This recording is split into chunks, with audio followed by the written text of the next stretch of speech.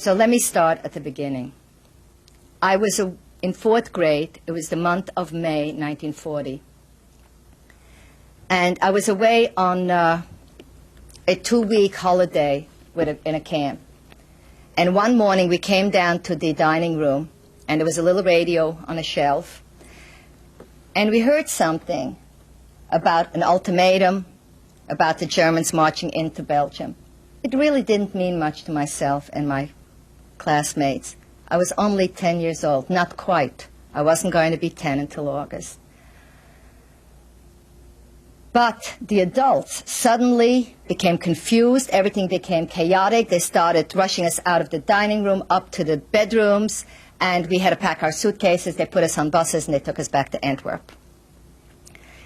When we got back to Antwerp, my street, which was in the middle of the Jewish neighborhood, was in total disarray. People were running back and forth. People were packing cars. People were loading bicycles, horse wagons. I said, "What's happening, Mommy? What's happening?" She says, "Florike," my name's Flora.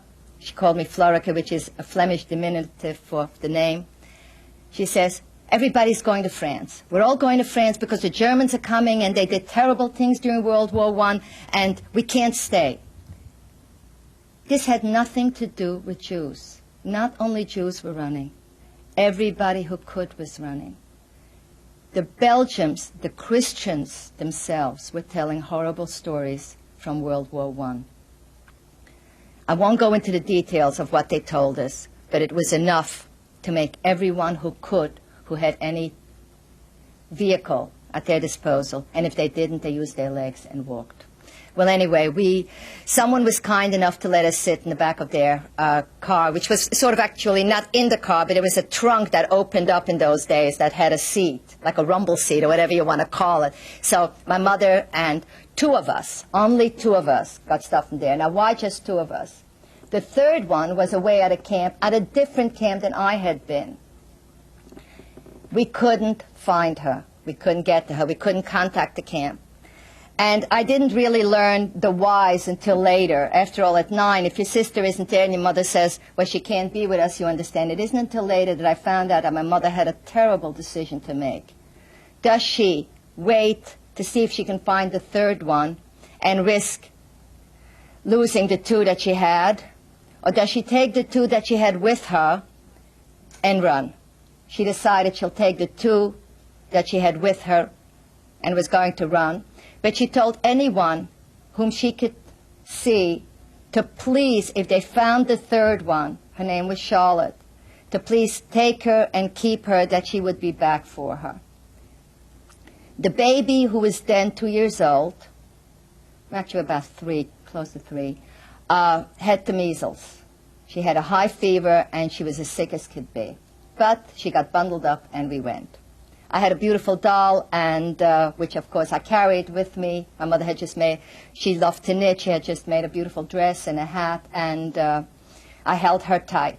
Unfortunately, as we were riding, something happened. The wind either pulled it out of my hands, but the doll fell out, and the car wouldn't stop for me to retrieve it. The car ran out of gas, and we had to make the rest of our way on foot to France. We got to the border. They checked everyone's identity cards, and they let us cross the borders. We slept in fields, we slept in barns, wherever we could sleep, because you couldn't walk much. The road was clogged with people. You could barely, if we made a mile a day, we were lucky, because there were just so many people. Old people, people who were collapsing, people who couldn't make it. And we ended up in Calais. In Calais, there was we were on the street with our bundles, and as we went, wherever we went, we would leave one little bundle behind, because it was hard for it. My mother had to carry the baby who was sick. I carried 2 suitcases, and she carried 1 bundle. So we left 1 bundle behind, because we were getting tired carrying them. In Calais, we were in the street, there was a bomb raid, and the alarm sounded, and we got into a shelter with a lot of other people. So here we are in Calais, and my mother gets this bright idea. She says, "You know what, Florike, we'll go over to the harbor, and we'll see if we can get on a ship, and we'll go to England, and from England we can go to America. And being, you know, an old, quote, 9-year-old at the time, I said, okay, that's a good idea, Mommy. And we went to the harbor the next day. When we, you know, first we went into the air raid shelter, we went into a church, we got some food, and we ended up at the harbor. At the harbor, there were many people trying to get onto ships. Any ship that was abandoned, that didn't have officers or any administrators on it, was literally taken over by refugees. So one refugee who knew how to handle a ship got onto a ship and invited everyone else to join him. And we joined him. We're sitting on the ship. Before we had a chance to take off, the ship tilted, and we had to be brought up with ropes back onto the quay, and all. That was the end of that. My mother sees a big, beautiful, clean ship with a Red Cross on it. So she went over to the Red Cross ship, and she wanted to know who was in charge, and they sent her off to the person in charge. She explained she had a husband in America and all that, and she needs to go to England with her children. Somehow the man said to her, we're taking on wounded soldiers. He said, but if there is room, maybe we'll take you and the children on. So we sat down on our little suitcases on the quay waiting. And meanwhile, they were very nice. They brought us something to drink and something for the baby and all that. We sat there till about 4 in the morning, 5 in the morning, dawn. And they came and told us that they're very sorry, they can't take us on. So there we were. We had to find a place to live. We continued our journey and on foot from one place to another. And finally, in a railroad station where we slept, we left our last suitcase because I just couldn't carry it, and we had to share carrying the baby. So we ended up in Boulogne-sur-Mer.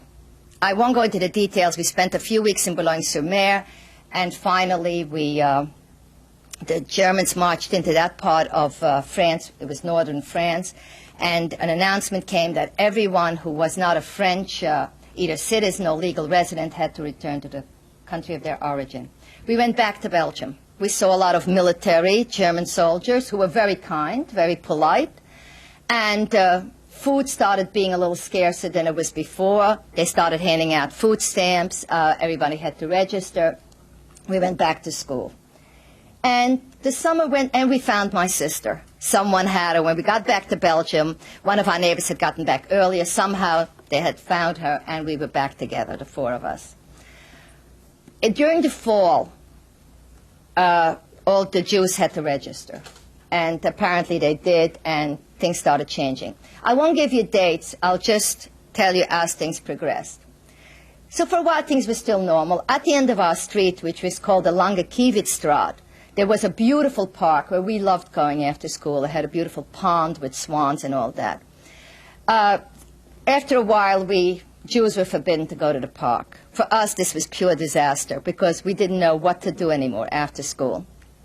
So the only recreation really left to us at that point after school was to play on the street in front of the house. Anyway, after a while, the Jewish children were supposed to go to Jewish schools. We couldn't go to the Christians, the secular school anymore. The men in our area were being called for work in Germany. And my mother's youngest sister lived in the same neighborhood with her husband and child who had been born in early 1940. I'm going to show you his photograph. Unfortunately, he didn't make it. He was taken in 43 with his father and mother and never came back. They went with one of the one of the last transports of Belgium. His name was Nathan Nunu. So he was 3 years old, had never lived in a time of peace, and had never been given a chance to grow up. This is my mother's youngest sister and her husband. He was an illegal immigrant in Belgium who had run away from some Russian pogroms.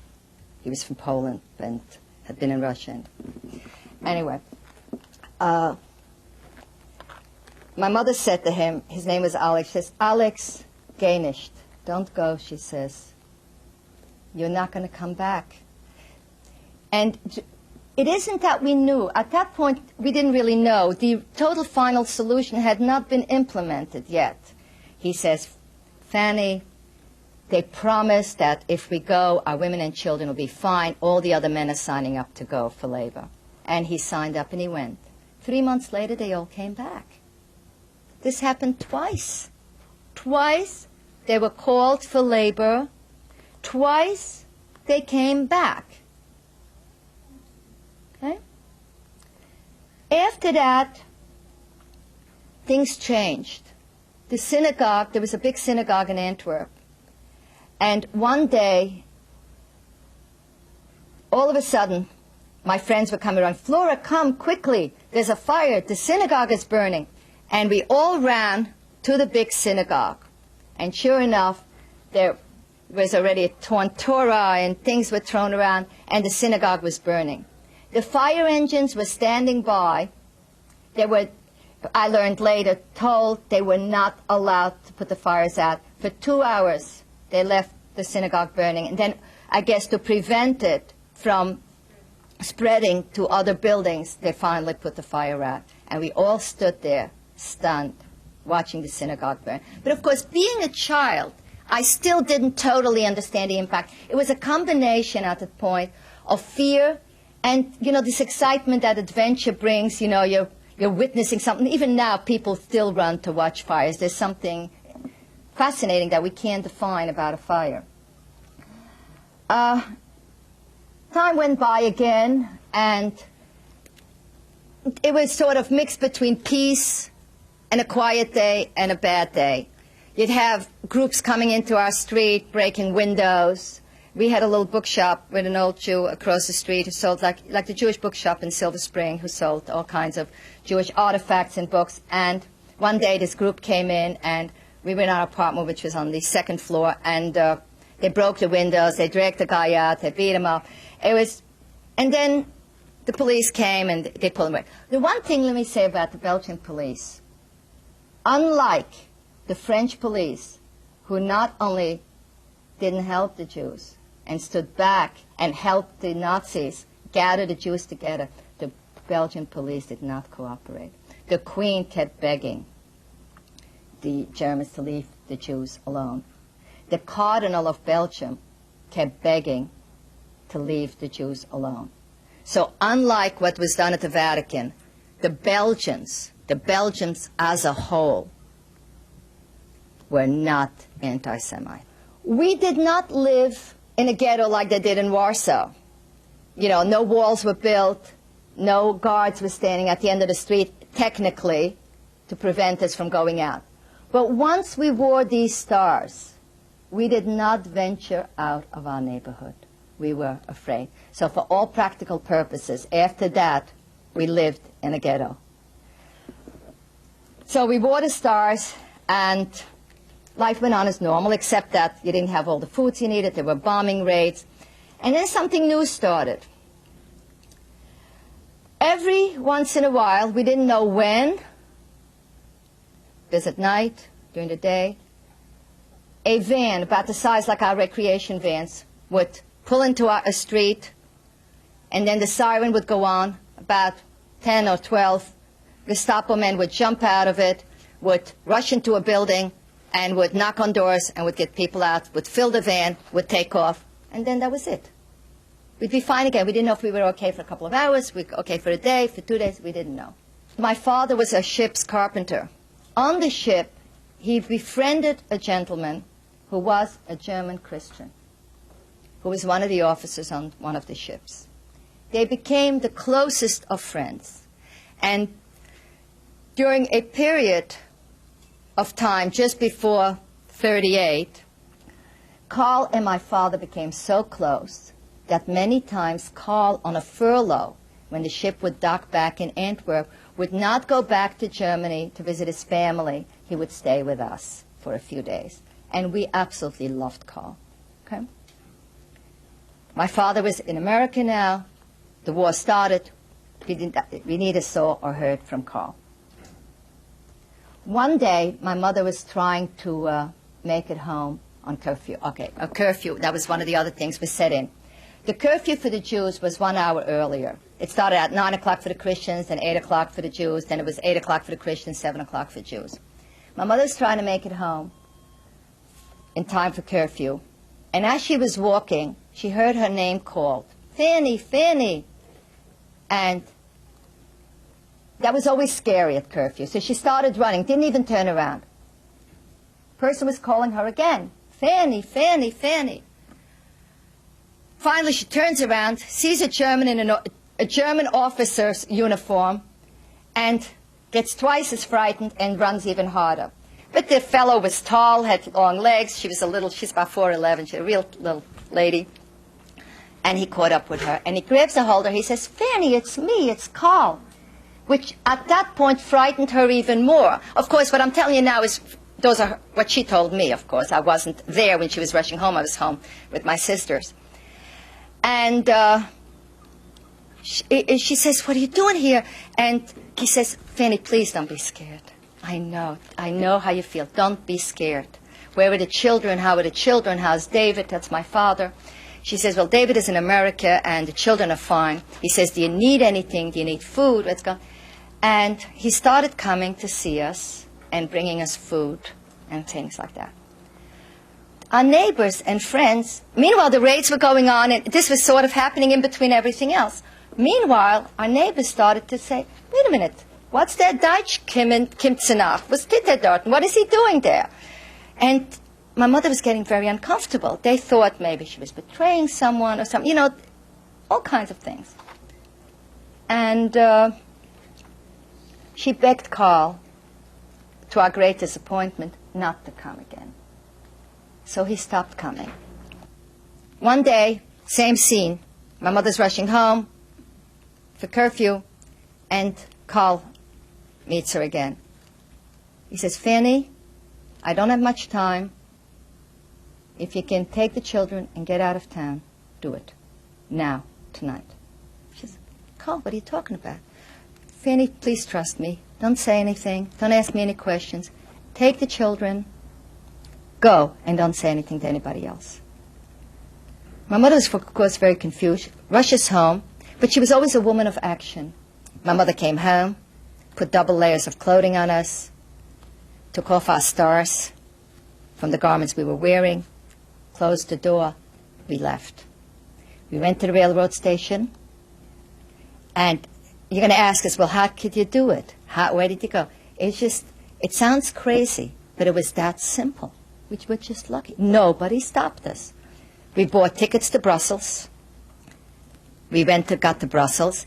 We arrived in the station in Brussels on the Pelikanstraat, and on the bottom they're checking IDs.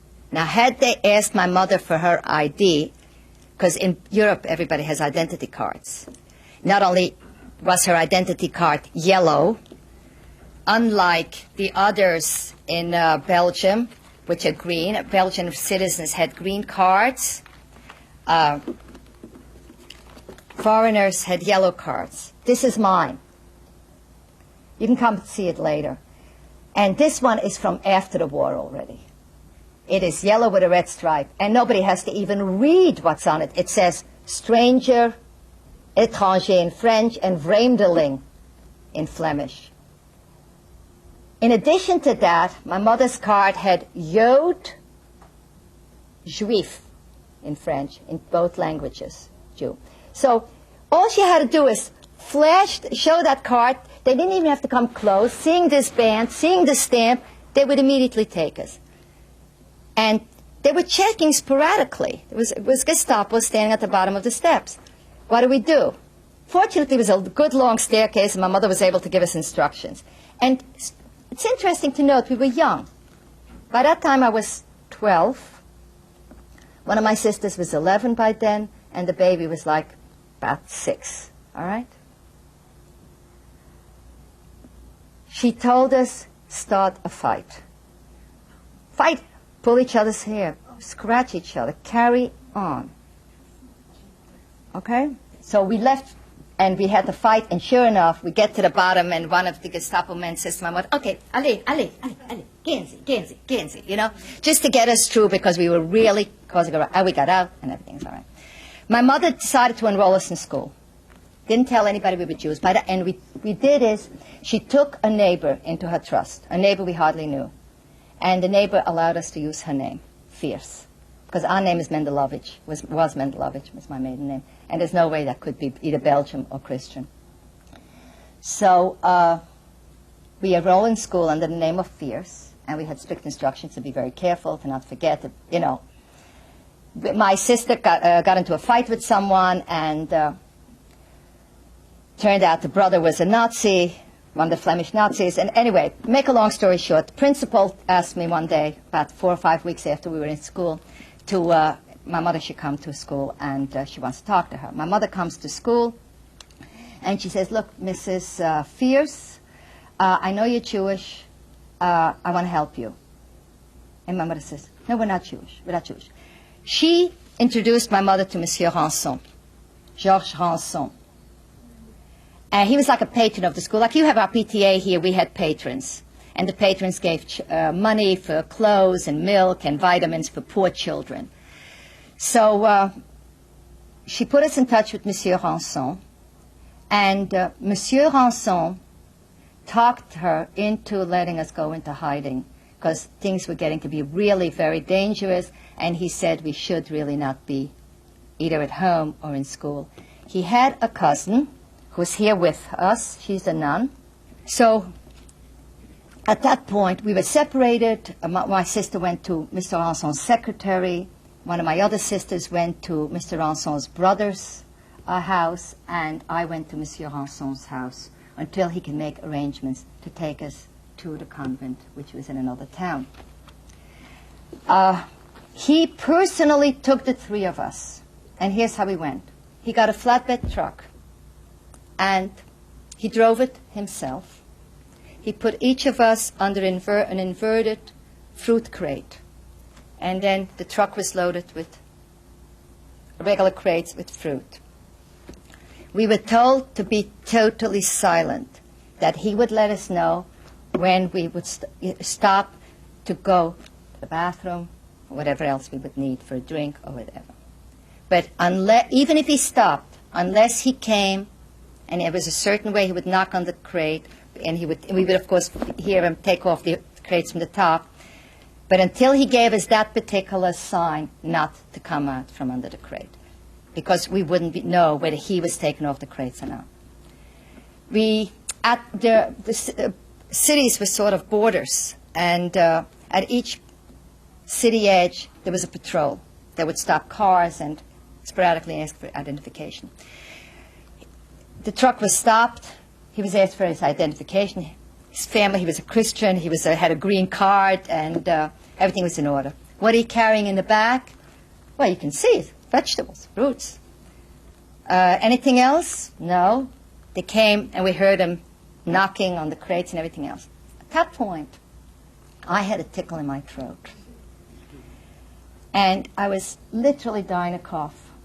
But I held back because I thought I would die any minute. I held back because I knew. But then, of course, I knew. There are big lapses of time between everything I'm telling you. I knew that if I coughed, I would be taken away, my sisters would be taken away, and I knew that Mr. Ranson would be killed. These were what I was told, okay? Would you believe I'm here. I survived my tickle. Anyway, we ended up in Sister O'Donya's convent. One of the first things they did is brought us into a parlor, and they had us wait there with a nun till the Mother Superior was coming and all that. And my baby sister says to the nun, "What's that? We don't have that." It was a cross with Jesus Christ on it. And the nun looks at her and was very surprised. Said, "What do you mean you don't have our Lord on the cross?" And the reason she asked is because Sister O'Donya did not dare tell anyone that we were Jewish children. The story that was told to the superior and the 80-some-odd or 100 nuns that were there, I really don't remember the figure, the amount of nuns that were there at the time. And somehow even Sister O'Donya doesn't remember how many nuns were in that convent. They were told that we were the children of a prisoner of war whose mother had gotten sick and they just needed a place to stay for a little while. We were friends of the family.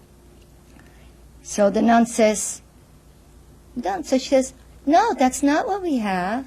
And the nun says, well, what do you have? She couldn't say Mochen David, or she was so young, she was barely, I don't even think she was quite 6, because this was before June, and she was 6 like that following June. And she says, well, give me a pencil and paper and I'll show you. And she makes this beautiful Mochen David, Jewish star.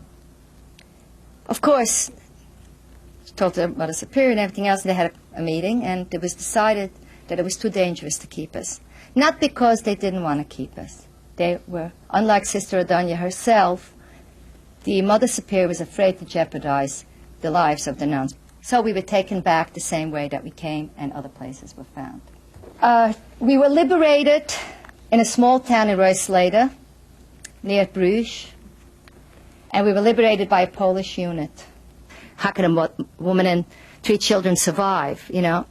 There are many people who paid a lot of money to survive. They paid great money for people to help them go over borders. There were people who paid big money to be hidden. There were people who paid money and were betrayed. But let me say this, from my side of it, and because of my story, I have retained great hope in humanity. Sometimes I get skeptical, but I have retained great hope because we didn't have any money. And people helped us. And if not for those people, I wouldn't be here talking to you. If you talk about tzaddikim, saints in the Christian world, they certainly were.